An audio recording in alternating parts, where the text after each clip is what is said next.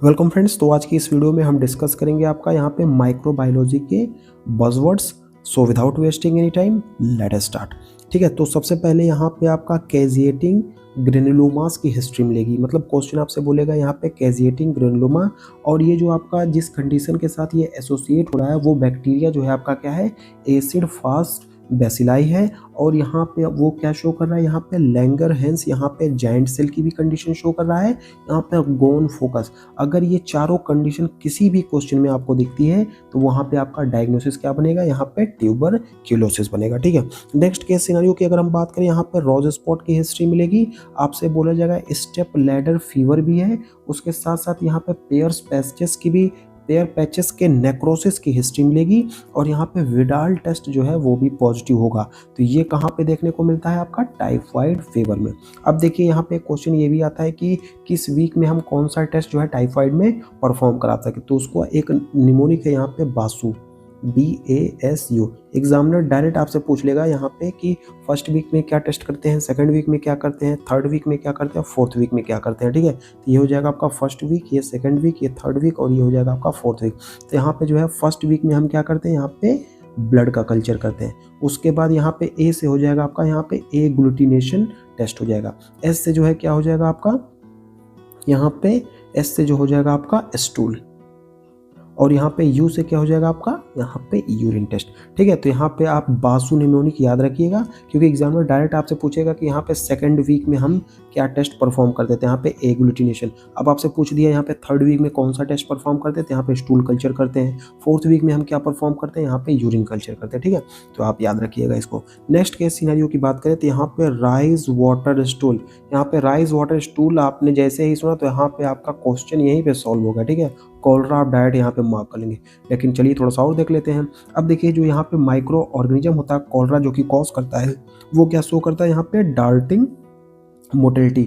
यहाँ पे कभी कभी डायरेक्ट क्वेश्चन ये भी आ जाता है कि यहाँ पे डार्टिंग मोटिलिटी जो है कौन शो करता है, तो यहाँ पे हो जाएगा आपका कॉलरा। ठीक है, यहाँ पे ये क्या होता है, आपका कोमा शेप्ड बैसिलाई होता है, और यहाँ पे ये क्या सिक्रेट करता है, आपका AB टॉक्सिन। या फिर क्वेश्चन आपसे डायरेक्ट भी पूछ सकता है कि यहाँ पे कॉलरा में कौन सा टॉक्सिन जो है सिक्रेट होता है, तो वो हो जाएगा आपका यहाँ पे AB टॉक्सिन। देन यहाँ पे आपको सीडो मेम्ब्रेन की हिस्ट्री मिलेगी, यहाँ पे बुल स्नेक होगा। उसके बाद यहाँ पे मेटाक्रोमेटिक यहाँ पे ग्रेन्यूल्स की भी हिस्ट्री मिलेगी, और यहाँ पे इलिक टेस्ट जो है वो भी पॉजिटिव हो जाएगा। तो ये आपका डायग्नोसिस क्या बनेगा, यहाँ पे डिप्थीरिया। ठीक है, यहाँ पे क्या डायग्नोसिस बनेगा, डिप्थीरिया, जो कि कॉज्ड करता है कौन, यहाँ पे कॉर्नीबैक्टीरियम, यहाँ पे डिप्थेरी। देन यहाँ पे लॉक जॉ। ठीक है, लॉक जॉ जैसे ही आपने सुना यहाँ पे ट्रिस्मस, डायरेक्ट आपका डायग्नोसिस क्या बन गया, यहाँ पे टेटनस। लेकिन आगे भी देखते हैं, यहाँ पे आपको ऑफिथोटोनस यहाँ पे कंडीशन मिलेगी, यहाँ पे स्पास्टिक यहाँ पे पैरालिसिस मिलेगा। उसके साथ साथ यहाँ पे टेटेनोस्पाज्मिन, जो कि क्या है, यहाँ पे toxin secreted by this bacteria, वो भी आपको देखने को मिलेगा। और ये कंडीशन किसके साथ एसोसिएट करती है, आपका टेटनस के साथ। देन यहाँ पे आपको हिस्ट्री मिलेगी डिसेंडिंग पैरालिसिस की, यहाँ पे फ्लैसिड पैरालिसिस की। उसके साथ साथ यहाँ पे कैंड फूड पॉइजनिंग। आपसे बोला जाएगा कि जो पेशेंट है उसने कुछ दिन पहले यहाँ पे कैंड फूड खाया था, तो आपको बताया डायग्नोसिस क्या बनेगी। उसके साथ साथ आपको यहाँ पे स्नेयर प्रोटीन इनहिबिशन भी देखने को मिलेगा, और ये सब कंडीशन किसके साथ एसोसिएट करती है, बोtulism टॉक्सिन के साथ। देन यहाँ पे बुइबोज है। उसके साथ साथ जो आपका ऑर्गेनिज्म इसको कॉज कर रहा है उसका अपीयरेंस कैसा है, यहाँ पे सेफ्टी पिन अपीयरेंस है, यहाँ पे रेड फ्लिया, यहाँ पे वेक्टर्स है, और यहाँ पे एर्सीनिया पेस्टिस। तो ये हो जाएगा आपका यहाँ पे plug. Then next case scenario की बात करें तो यहाँ पे निग्री बॉडीज स्पेशली जो है यहाँ पे आपको रेबीज के केस में देखने को मिलती है। और रेबीज का जो पेशेंट होता है उसमें आपको यहाँ पे हाइड्रोफोबिया, मतलब उसको पानी से डर लगेगा, और यहाँ पे जो है फ्यूरियस यहाँ पे रेबीज भी देखने को मिलता है। और इसका जो आपका वायरस होता है वो किस शेप का होता है, ये हो जाएगा आपका बुलेट शेप।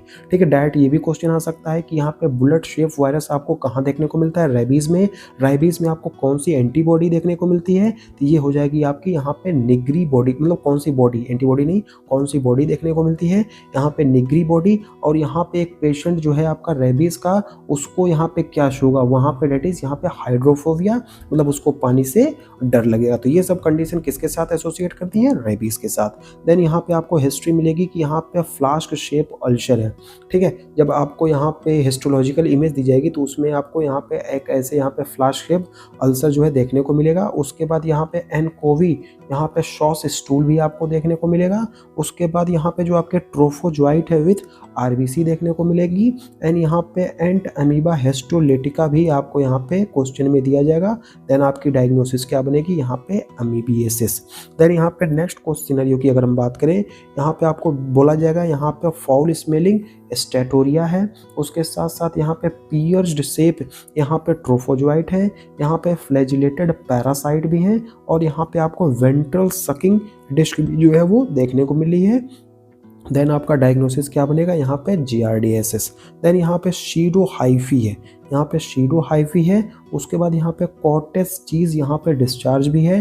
देन यहाँ पे आपका जर्म ट्यूब टेस्ट जो है वो भी पॉजिटिव है। और यहाँ पे आपको अपॉर्चुनिस्टिक यहाँ पे फंगस की भी हिस्ट्री मिलेगी, और ये किसके साथ एसोसिएट करती है, यहाँ पे कैंडिडियासिस के साथ, ठीक है। तो ये थे कुछ यहाँ पे इंपॉर्टेंट आपके बज़वर्ड्स फॉर योर माइक्रोबायोलॉजी।